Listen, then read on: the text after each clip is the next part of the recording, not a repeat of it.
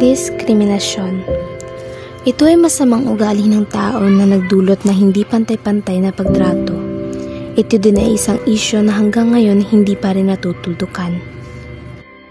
Ito ay napapalagay sa kahit anuman, gaya ng kasarian, kulay, edad, at sexualidad. Sexualidad. Ito ay isang paraan ng tao kung paano siya naaakit sa iba pang tao. Marami dito ang pinagtatawanan, pinapatay, at ginagahasa. Maraming taong nawawalan ng kumpiyansa sa sarili dahil sa pangungutya ng iba. Ang iba ay sinasaktan at pinag-uusapan. Hanggang ngayon, talamak pa rin ang iba't ibang paraan ng pandidiskrimina, tulad ng catcalling o pambabastos, pang-aabuso at pagtanggi sa serbisyo. Pag sinabi nating LGBT, hindi laging party-party, hindi laging masaya. Minsan, sinasalamin din namin ang totoong buhay ng lipunan. Pag may mga nagsasabing, ay sayang tomboy ka, okay lang. Sayang sa lalaki, siya rin ng babae. No, I did not choose to be gay.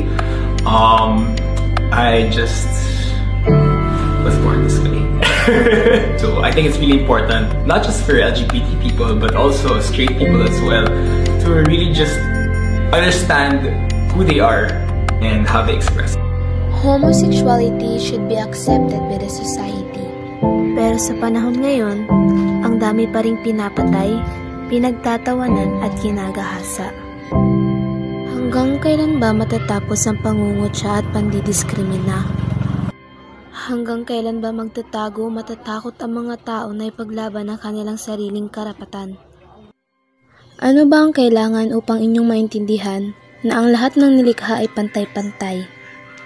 Maraming katanungan ang namumuo sa aking isip. Kung bakit kailangang manakit kung pwede naman itong tanggapin? Ako, bakla ako noon.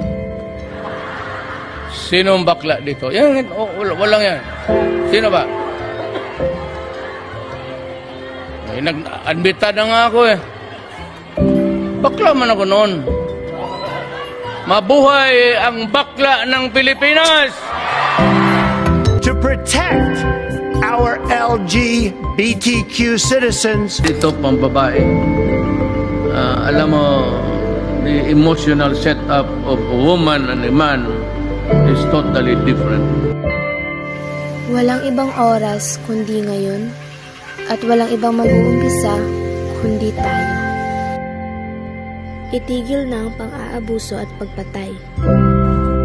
Pwede naman natin itong daanin sa pag-uusap. Tratuhin na ng pantay ang iba. Dahil ako ay naniniwala na ang kakayahan ng tao ay hindi nagbabase sa kanyang kasarian o itsura. Tratuhin ng pantay ang bawat isa at bigyan ng respeto ang iisa. Dahil tayo man ay magkaiba, tayo pa rin ay may pantay-pantay na karapatan para mamuhay ng masaya at mapayapa.